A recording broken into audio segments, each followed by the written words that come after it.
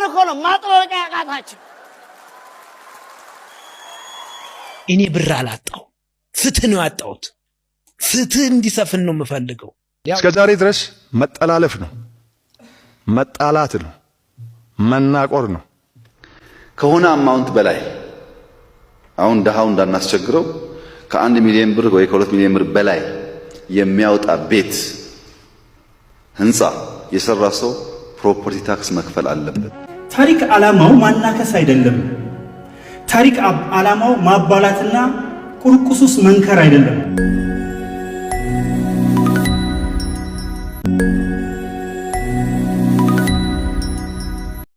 ሰነፉ ባል በጣም እኮ ኃይለኛ ኮከብ ሰነፍ የሆነ ባል እኮ ስራ አይወድም። ከስንፍናው የተነሳ ሚስቱ ግዛ ስትለው ዛሬ ነገ እያለ ቆየ። እራሱ ሚስቱ ሄዳ ገዝታ መጣችና እሺ በል ግጠም አለችው። ለሁለት ሳምንት የተበላሸ አምፖላቸውን አምፖሉን ይዞ ሄደና አልደርስበትም እንኮኮ አርግኝ አላት ሚስቱ። እሺ ብላ እንኮኮ አረገችው።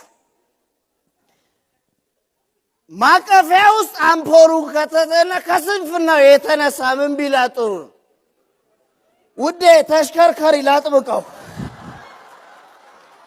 አሁን ህንጻ ዋናው ቪላ ታክስ ይከፍል።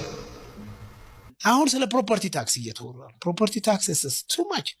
አሁን ስንት ሺህ % ነው የመጣው ፕሮፐርቲ ታክስ which means እንዴት አርጌ ነው አሁን ከዚህ በኋላ ወደ ሪል ስቴት የምገባው? አሁን የስም ማዘዋወሪያውም ሰማይ ወጥቷል አሉ። እንዴት አርጌ ነው ወደ ሪል ስቴት የምገባው? የዚህ ፕሮፐርቲ ታክስ ጉዳይ አሁን ከተነሳ በጣም ብዙ ለሀገሪቷም የማይጠቅም ነገር ብዬ ነው የማስበው። ምክንያቱም እኔ በስቶብኛል።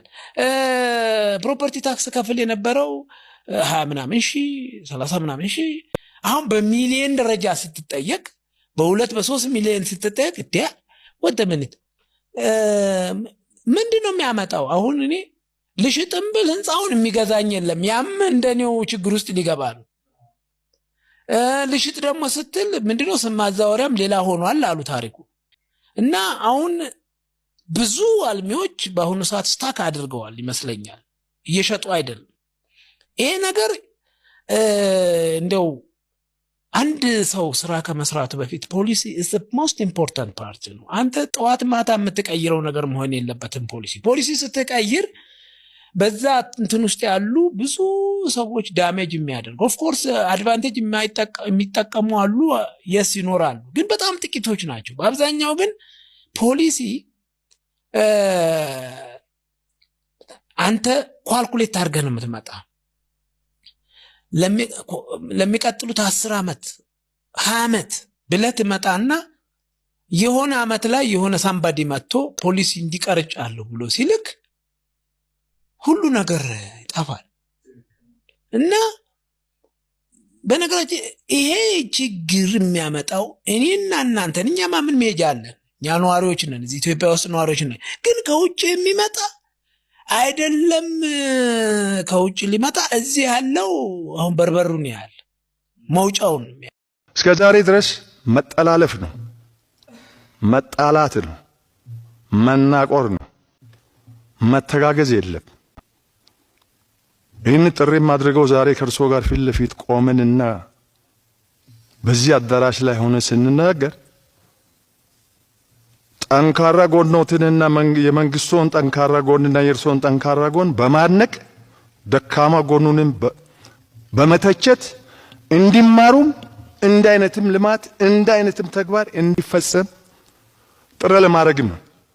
ምናልባት በቀሪ እድሜያችን የዚህን ያህል ጊዜ ቀጥሎ መኖር ላንቺ እንችላለን። ለትውልድ ግን ባድዋ ሳይተዋል። ትላንት የሰሩ ጀግኖች የሰሩትን ገድል ጥሩ ንባብ ነው። ከዚህ ጋር ያያይዤ ማየው በአገር ጉዳይ አሁንም የሰላም ጉዳይ ነው። የሰላም ጉዳይ ከየትም ይጀምር በምንም ይምጣ ስህተቶች ከግራም ቀኝም ነበሩ። አዎ ነበሩ። ጦርነቶች ያላግባብ አይክፈቱ፣ ምክንያቶች ይኖራቸዋል። እነዛ ምክንያቶች በዚህ ሰዓት ሊዘረዝር ፈልጌ አይደለም። ኦኬ ሆኗል። ግን በሰላም ጉዳይ ላይ መንግስት እየወሰደ ያለው በአሁኑ ሰዓት ዲፕሎማቲክ ፖለቲካው በጣም ጠንካራ ነው፣ የሚደገፍ ነው። እርቅ እያለ ነው፣ ሰላም እያለ ነው መንግስት። ፕሪቶሪያ ላይ ያደረገው አትሊስት ህይወት ተርፏል፣ ጥይት አይጮህም። በአማራም ክልል በዚህ መልኩ በኦሮሚያም በሌሎችም ችግር ካለ በመነጋገር ይፈታል። እንዲህ መነጋገር ከተቻለ እርግጠኛ ነኝ ብዙ ነገር እንፈታለን። እኛና ገዢው ፓርቲ በሶስተኛ ወገን ሳይሆን እንዲህ ተናገረን መታረቅ መቻል አለ። ልብ ለልብ መገናኘት አለብን። በዚህ መልኩ ከሆነ ደግሞ ድጋፍ ሆነን አጋዥነን ከኛ ጀርባ ያለውም ህዝብ ከእርሶ ጋር ነው። ይህን ስል በመተማመን ነው። አመሰግናለሁ። ለምን ነው የማይታጠቀው? ከዛ ና ልፍታ ስትል ደግሞ ችግር መጣ። ያን የታጠቀ ኃይል ግን የአገር ደጀን ማድረግ ትችል ነበር። ያንተን ዲፕሎማሲ ያንተን የህዝብ አስተዳደር አስተካክለ የአገር ደጀን ታደርገዋል። ይቻላል። ምክንያቱም ዛሬ አኪዩዝ የሚያደርገውን ዛሬ የሚከሰውን ፋኖ ነው ትናንትና እኮ ጠቅላይ ሚኒስትሩን በፓርላማ ሲያመሰግኑት ነበር። የህወሓትን ወራሪ ኃይል ተቋቁሞ አገር ያሻገረ ጀግና ነው ፋኖ ሲሉት ነበር። ዛሬ እርስ በርስ ግጭት ሲፈጠር ዛሬ ደግሞ ፋኖን አገር አጥፊ የሆነ አድርገ ስም ትለጥፋለህ።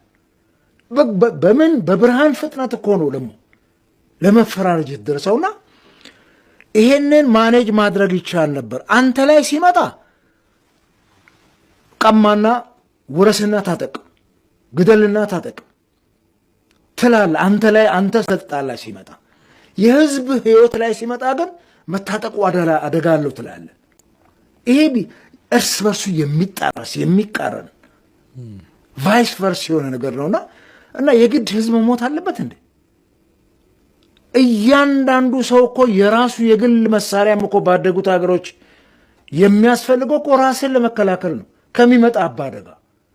እሱ ደግሞ እንደ አሜሪካ ባሉ ሀገራት ላይ ጣጣ ሲያመጣ እኮ አይተናል። እና ምን ታደርገዋል? ያን ማኔጅ ማድረግ ነው። አየህ ያ እንኳን የግለሰቦች ግድያ ሲመጣ ታያለ። መሳሪያ ይዘው ምን ተነስቶ ሜንታሊም እንትኑስ ገብተው ሰው ይገዳደላል። ይሄን መከላከል አትችልም። ምንም ጥርጥር የለውም። የዓለም ህዝብ ስንትና ስንት ቢሊዮን ነው። መንግስት ሚሊሻ አለኝ ይላል። ግን በቀደሙ እንትን ላይ ስንት ነው የተገኘው? 4 ነው 5 ሚሊሻ እኮ ነው አይደል? አንዱ ሚሊሻ እንደም ተገደለ። የሰው ኃይል ከሌለው ህዝብን ነው የምትጠቀመው እኮ። ምንድነው ነጭ ለባሽ ተብሎ ድሮ ትዝ ይለናል እኮ በየሰፈሩ እንትን ብለው ታጥቀው ህብረተሰቡን ይጠብቃሉ፣ ሮንድ ይወጣሉ፣ መሳሪያቸው ጥይታቸው ቁጥሩ ይታወቃል። ፎሎአፕ ታደርጋቸዋለህ፣ ቀስ እያልክ ትገራቸዋለህ። ይሄንንም ጠርጥረህ ኖ ይሄ አፈሙዝ ወደ ሌላ ሊያዞር ይችላል ብለህ ህዝቡ ራሱን እንዳይከላከል አድርገህ እንደገና ደግሞ ህዝብ እያለቀ ካልጠበቀው ምንድነው የምታደርገው? መንግስት ስንት ጊዜ ተነገረው? 5 ዓመት ሙሉ እዛ ኤሪያ ላይ ሰው ሲገደል ምን አደረገላቸው? ተወሱን አሊ ዶሮ እዚህ ሰሜን ሸዋ ወደ ማን ነው ወደ ጎጃም መስመር ላይ በየሳምንቱ ሲታገት ያን መንገድ ኢቭን አስፓልት ላይ ሆኗል። አትሊስት ኮንቮይ የመከላከያ ኮንቮይ ወይ ፌደራል ፖሊስ ኮንቮይ አካባቢ ላይ ያለው ማህበረሰብ አስተባብረ መከላከል አትችልም ወይ? ጭው ያለ ሜዳ ነው አባይ በራው እስካልገቡ በስተቀር እዛ ባዶ ሜዳ ላይ እንኳን አንተ ኮንትሮል ማድረግ ያልቻልክ ሪሊ መንግስት እነዚህን አካላት ኮንትሮል ማድረግ አቅቶት ነው? ታሪክ ዓላማው ማናከስ አይደለም። ታሪክ ዓላማው ማባላትና ቁርቁሱስ መንከር አይደለም። የታሪክ ትምህርት ዓላማ ትላንት የተከናወኑ ነገሮችን አይቶ እነዚህን ነገሮች በመንቀስና በማስተካከል ነገን ብሩህ ለማድረግ መሞከር ነው። People who do not know history doomed to repeat it. ታሪክን የማያውቁት ሰዎች እንዲደግሙት ይፈረድባቸዋል ይላል። ፕሮፌሰር ሊቪ የተባለው የታሪክ ሊቅ ዘ ስተዲ ኦፍ ሂስትሪ ኢዝ ዘ ቤስት ሜዲሲን ፎር ኤ ሲክ ማይንድ፣ ታሪክን ማጥናት ለታመመ ጭንቅላት ፍቱን መድኃኒት ነው ብሎ ያስቀምጠዋል። አንድ ነገር ልብ አድርጋችሁ ተመልከቱ። በዚህ መጽሐፍ ውስጥ ያየናቸውን ነገሮች አንኳር ነገሮች አውጥቼ አስቀምጫቸዋለሁ። አንዳንዶቹን ለማሳየት ያህል ወያኔ፣ ህወሓት ወይም ትህነግ ከተሳሳተባቸው ድርጊቶች አንዱ ትልቁ ከታሪክ መማር አለመቻሉ ነው። እዚህ መጽሐፍ ላይ እኔም የወያኔን ስርዓት ስመለከት በምን ይገለጻል? አንደኛው የናዚዝም ፍልስፍና ሁለት አንኳር ጉዳዮች ወያኔን ጥለውታል። ከሂትለር ስላልተማረ ነው። ሂትለር ምንድን ነበር ያለው? አሪያንስ አር ማስተር ሬስ ዜ ዲዘርቭ ቱ ሩል ዜ ኦት ቱ ሩል። አሪያኖች ማስተር ሬስ ስለሆኑ የተለዩ ስለሆኑ መምራት አለባቸው፣ ዓለምን መቆጣጠር አለባቸው የሚል ነገር አስቀመጠ። ይህ ደግሞ ጀርመኖችን እንዲዋረዱ አድርጓቸው ቆመ። የወያኔን ታሪክ ተመሳሳይ ነገር ነው። ከታሪክ ባለመማሩ ነው ይሄ የሆነው።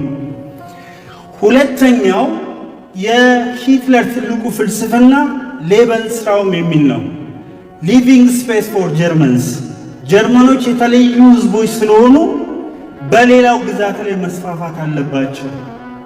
እነሱ እንዲኖሩ ሌላው መጥፋት አለበት ብሎ ነው ሜይን ካምፕፍ ወይም ማይ ስትራግል የሚለው የኔ ትግል የሚለው መጽሐፉን ካያችሁት እነዚህ ሁለት ዋነኛ ዘውጎች ይገኛሉ። ከዚህ ባለመማሩ ምክንያት ወያኔ ወድቋል። ተመልከቱ፣ ሰራዊት ውስጥ መጽሐፉን ስታነቡት ታዩታላችሁ። በጣም የሚገርም መጽሐፍ ነው።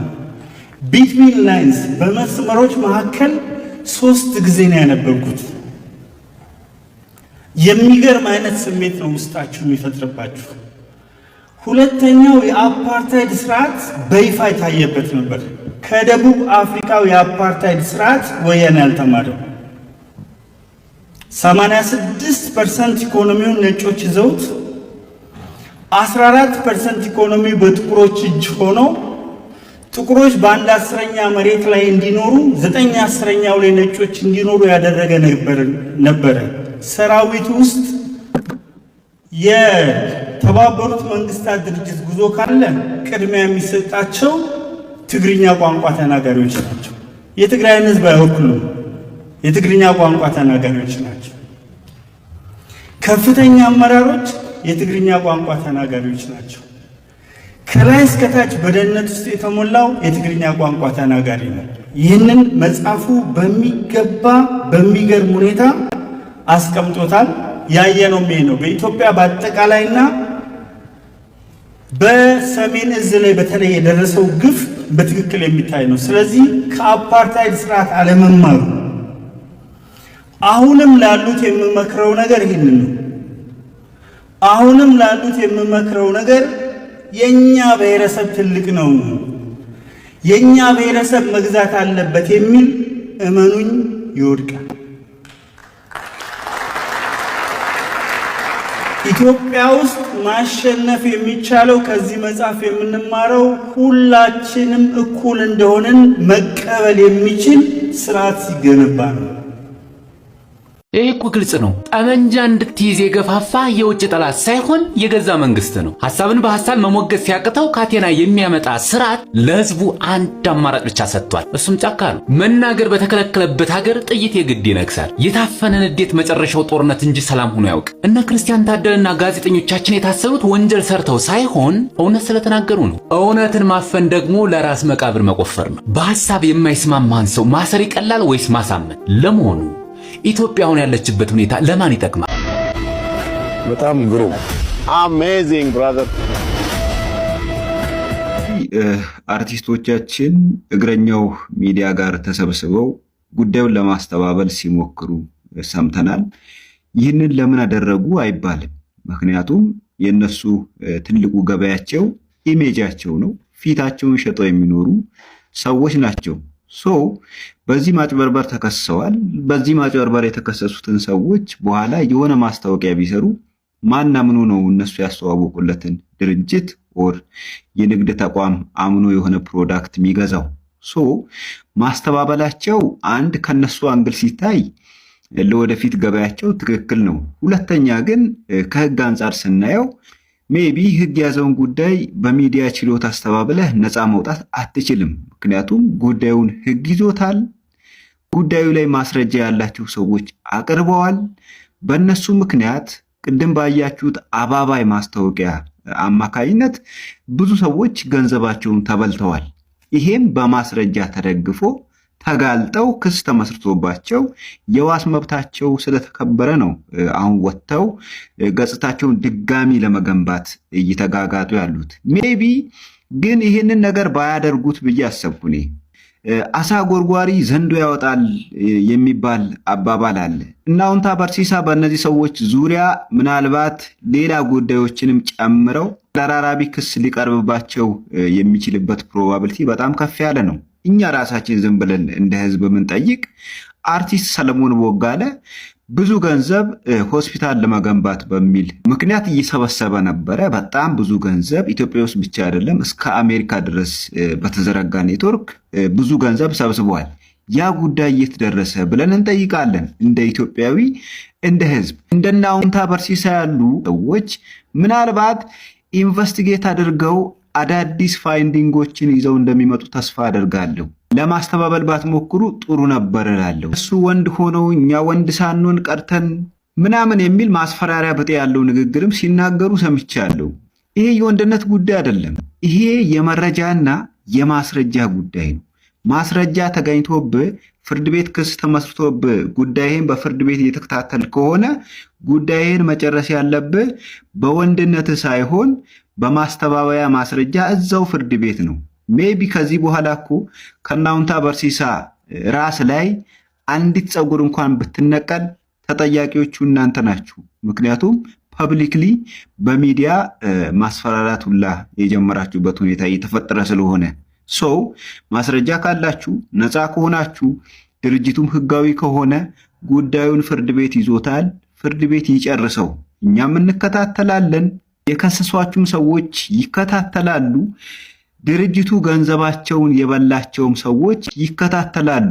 ንጹህ ከሆናችሁ ማን ያስራችኋል? ትለቀቃላችሁ ማስረጃ ከሌለባችሁ። ግን እናንተ በሰራችሁት አማላይ ማስታወቂያ ምክንያት ብዙ ሰው ገንዘቡን ተበልቷል። ስለዚህ ፍርድ ቤት በያዘው ጉዳይ ላይ በሚዲያ ችሎት ነፃነት ስለማይገኝ ጉዳያችሁን በፍርድ ቤት እንደተጀመረ በፍርድ ቤት እስኪያልቅ በተጠባበቁ ጥሩ ይመስለኛል። ከወዲሁ አልባሌ ነገርና አጓጉል ማስፈራሪያዎችን እያወጣችሁ ራሳችሁን ባታስገምቱ ጥሩ ነው። ግን አሁንም አንድ ነገር ጠብቃለሁ እና አውንታ በርሲሳ አዳዲስ ነገር ይዘው እንደሚመጡ እኔ ጠብቃለሁ። ይመቻችሁ። ዘሪት ፍሬሕይወት ታምሩ ማን ነው? ኢትዮ ቴሌኮም በዚህ ዓመት እንግዲህ 215 ቢሊዮን ብር ትርፍ ማግኘቱን ወይም ደግሞ 215 ቢሊዮን ብር መሰብሰቡን ትላንትና ይፋ አድርጓል።